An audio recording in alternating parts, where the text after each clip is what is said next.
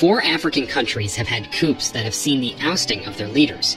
Leaders they claim are puppets placed by France, so they can do whatever they want with the country and their resources.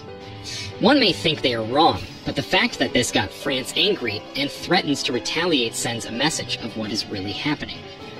France has threatened to wage an attack on Niger, who just had a military coup, and says the military leaders are a threat to their interest. They just displaced over 1,000 French troops from Mali to the capital city of Niger. But why is France so worried? What interest are they protecting? Well, if you haven't been current, let me bring you up to speed. Niger military leaders just placed a ban on the export of uranium and gold, especially to France.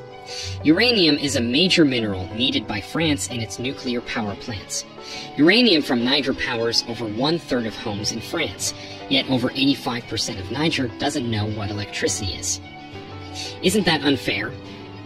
I mean, it is only fair if France helped in developing places and make them enjoy even a piece of their uranium. As a matter of fact, it is not just France. 25% of uranium entering the European Union comes from Niger. It is only logical that one day people will come to the realization that they are being cheated. And they just did. But France has decided they won't let it slide.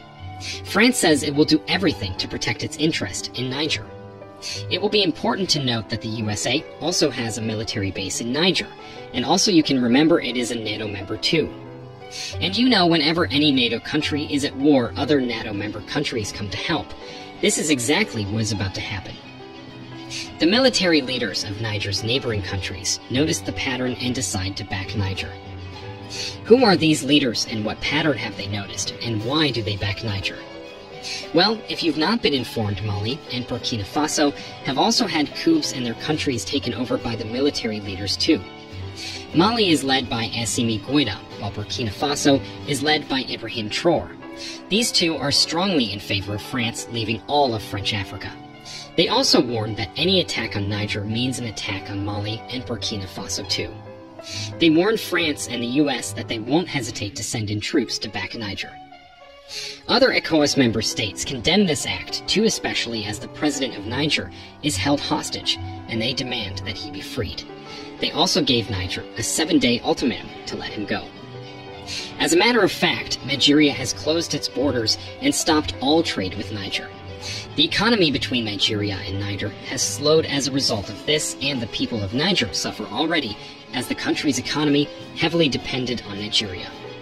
The concern of Mali and Burkina Faso is that they see this as the same thing that happened to Libya.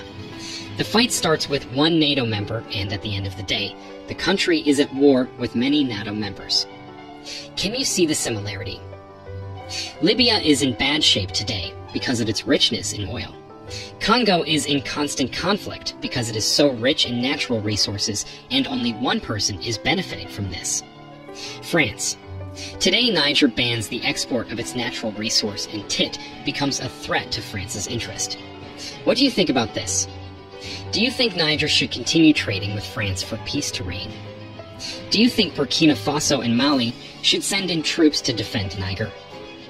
As for us, we love to see a world where every country uses its resources to make its people happy and rich while sharing a bit of God's blessings to the world with other countries. Niger is the second poorest country in the world, and this isn't fair. They have what it takes to make them rich and comfortable.